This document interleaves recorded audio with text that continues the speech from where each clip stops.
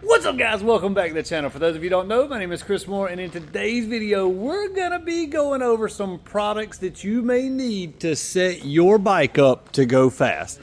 So we got a bunch of stuff laid out here, and I've got a little checklist and a price list to give you an idea of what it costs to modify these bikes.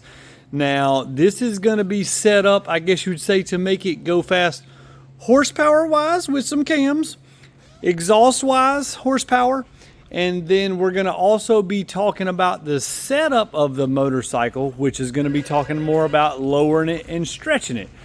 Stay with us, guys. A lot of information going to be in this video. You're not going to want to miss it. Here we go.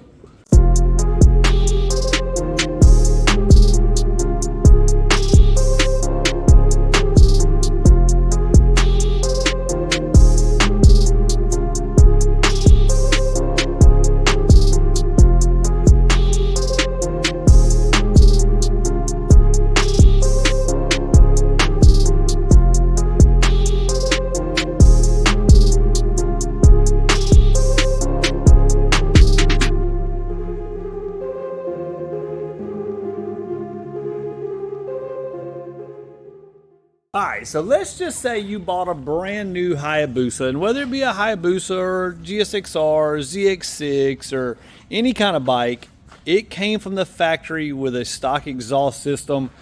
You can see the Busas, they're not the most attractive exhaust. No stock exhaust is the most attractive exhaust, nor does it sound the coolest. I mean, a Dyson vacuum cleaner and a Hayabusa sound pretty similar, except for I think the vacuum cleaner is probably a little louder.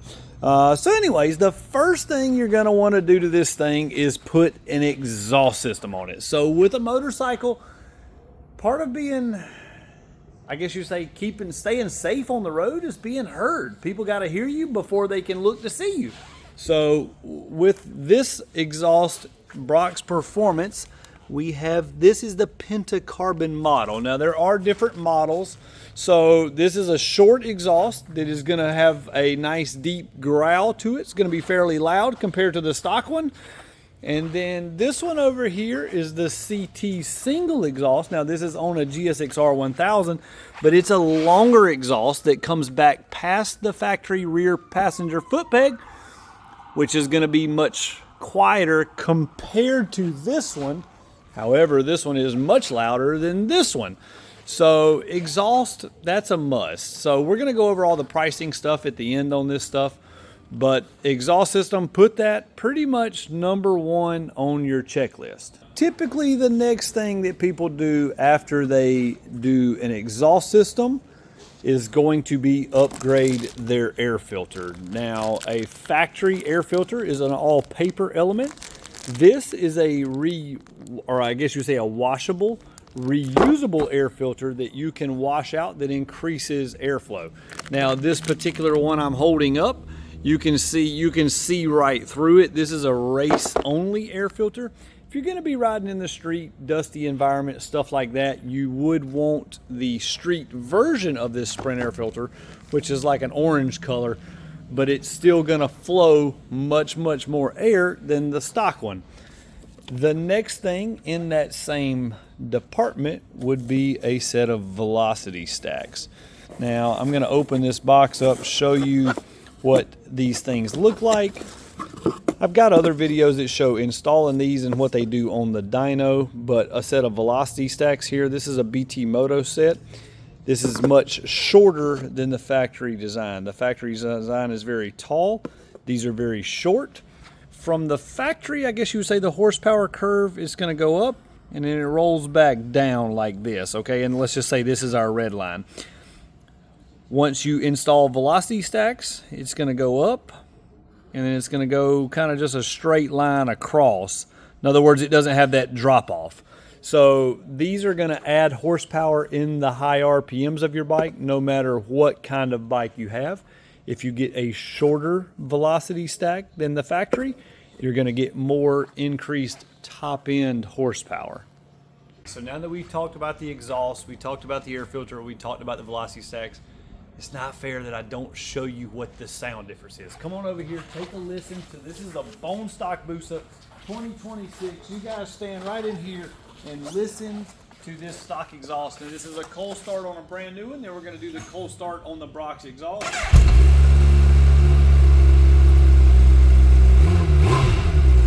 Alright, just quick sound clips. But listen how much difference this exhaust sounds.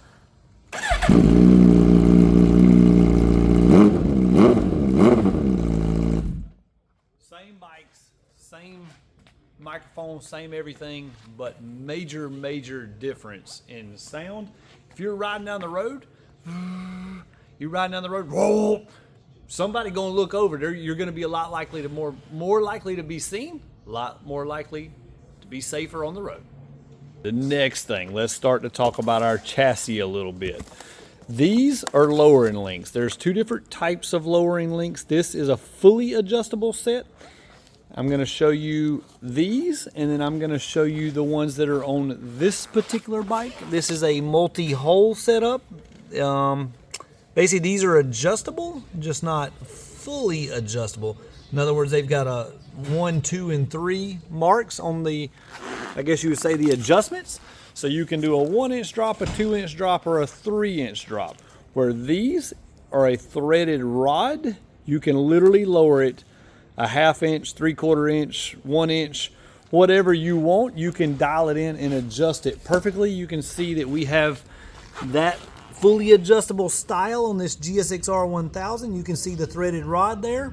And then on the Brox links, you can see that they actually have, it's kind of hard to get in position, but it's a little window right in there.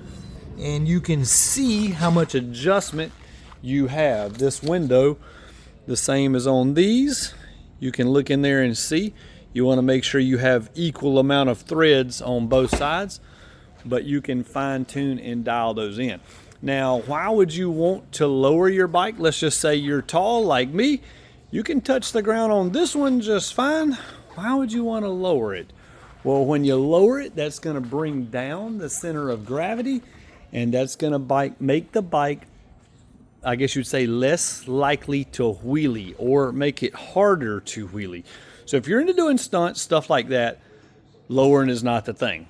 If you're wanting to go fast in a straight line, lowering is definitely a must.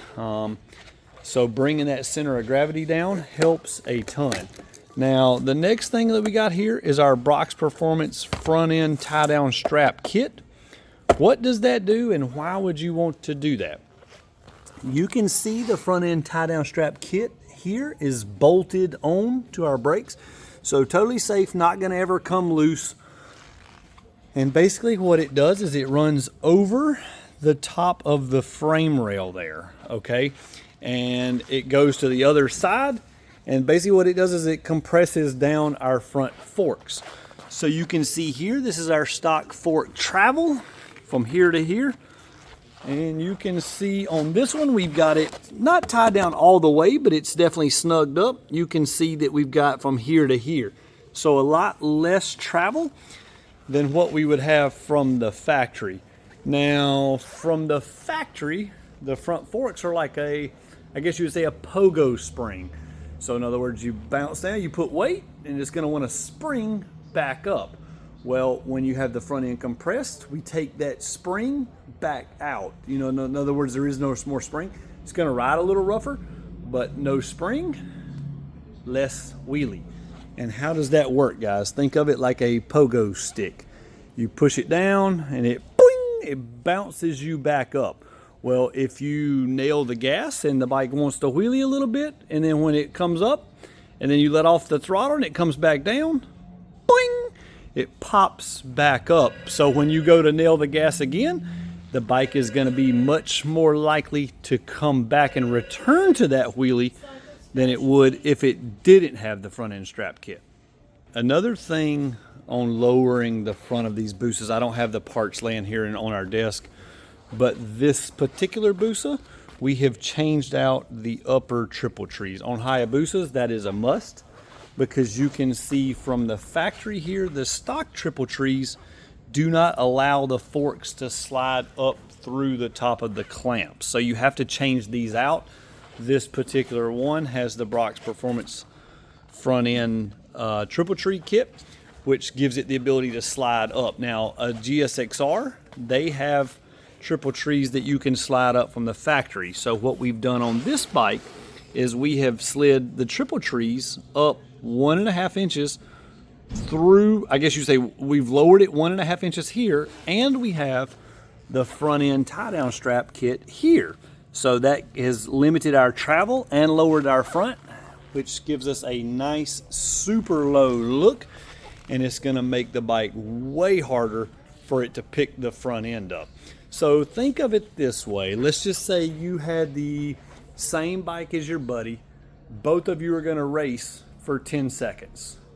You're gonna hold it wide open for 10 seconds. His bike is gonna wheelie. He's gonna hold it wide open for 6 seconds. He has no chance. How would he ever win if you guys have the same power? You're holding yours wide open all the time. He's holding his wide open a little more than half the time. There's no chance, guys. You gotta lower the bike. You gotta get them set up. You gotta get it to where you can use the horsepower. Now, once you lower the bikes down, this is gonna be a must-have thing. This is called a Brock stand.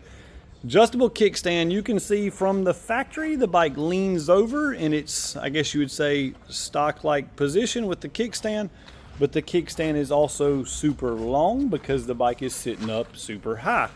Well, now that we have lowered this particular bike, you can see that we have to have a shorter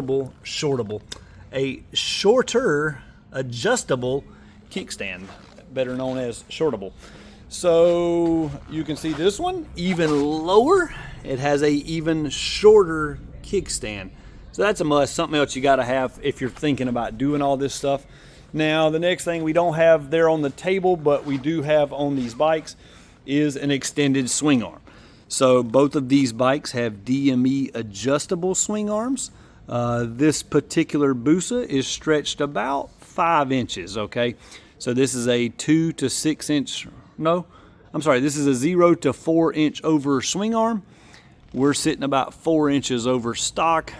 That's gonna give us a nice, I guess you would say, perfect feel for the street. In other words, we're going to be able to put down all the horsepower we want to have. We don't have to worry about it wheeling, but we don't have to worry about it spinning either. So if you make them too long, putting the tire all the way back here, you're not going to have any weight on the tire, and the bike is not going to get any traction. Now, the GSXR 1000 has a DME swing arm as well. This one is chromoly steel. That swing arm is aluminum. You can see how it's a much thicker look and design. This one, chromoly steel, skinnier. I guess you would say just whatever look you prefer. The bigger aluminum arm is much stronger. It's also lighter than this one, which is crazy. You see this arm, you think it's way smaller. You're like, oh man, that one's got to weigh less. Not really. This one's made out of steel. That one's made out of aluminum. I don't know. I prefer the aluminum arm on some bikes, and then I like the chromoly arms on some bikes like this. If you put the chromoly arm on a Busa, they look too small for the bike. I don't know. But the aluminum arm is definitely a nice feature, and then that gives it to where you can use more horsepower once again. Factory wheelbase on a Busa is around 59 inches. We're sitting at about 62, 63 inches here.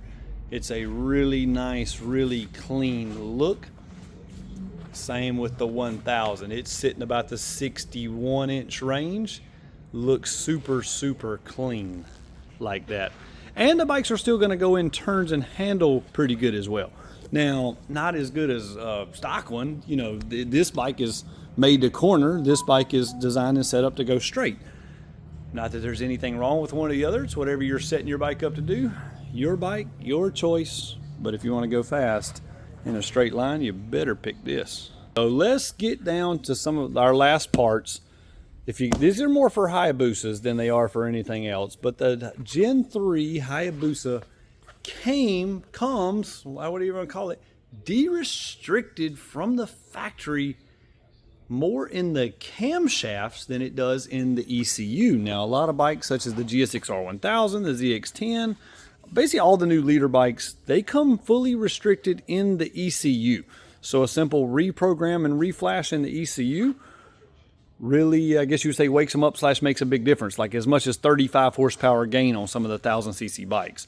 A Busa, if you've just flashed the ECU, is going to pick up about 10 horsepower, which is really nice. For under 400 bucks. You get really good gains, but the camshafts are still limiting the power a lot. And that's because they were unable to get them to pass emissions. In order to get it to pass emissions, they had to put smaller camshafts in there.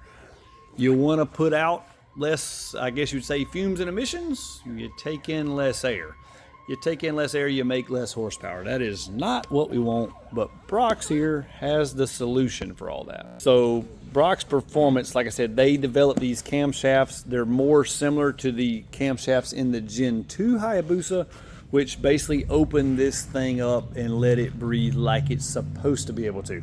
Now, these cams are a complete drop-in installation, meaning no valves have to be shimmed, no cams have to be degreed, nothing. You literally bolt them into the factory spec, and about 15 to 20 horsepower is what you could expect at Redline.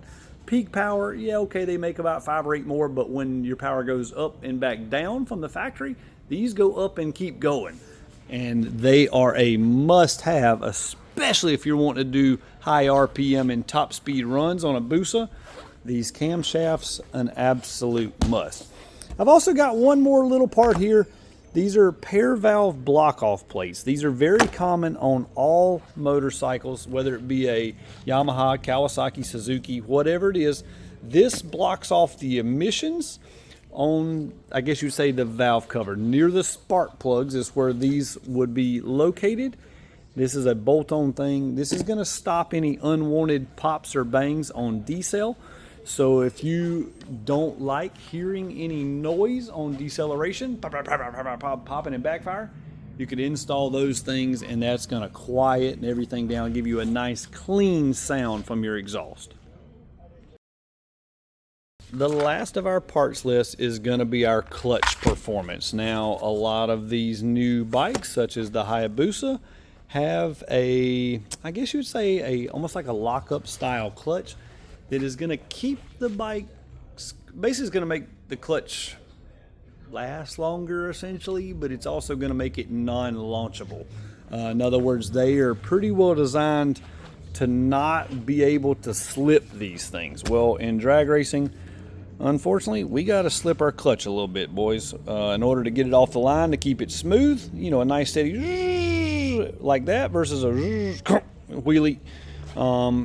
Anyways, we got to keep it nice and smooth, and Brock's Performance makes these parts. Now, it's also going to make our clutch a little stiffer. But on a new Hayabusa, if you've got one of these things, you notice that you let the clutch out to about right there before the bike even starts to move. And really, like that little bit's the only part that actually works. Well, when you put the clutch mod in, now it starts working about there, which is normal. And you got clutch range and, I guess you'd say, control of the travel, the whole entire lever, which is a must-have for drag racing. So there you have it, boys. That is your complete list of parts. We're going to list them in the description below. That way, if you want to get any of these parts for yourself, we're going to have the prices in the list. And these are price estimates, guys. Different bikes, different parts, different stuff. The price is going to vary a little bit, but this will give you an idea of what this stuff costs. Also, you hit us up, moremafia.com, or give us a call. We'll be glad to help you get a special price on these things at a discounted rate and install them for you if you want to, or ship them right to your door, whatever you need. Hit us up, moremafia.com. If you're new to the channel, click subscribe. We appreciate you watching. Smash that like button. We'll see you next time.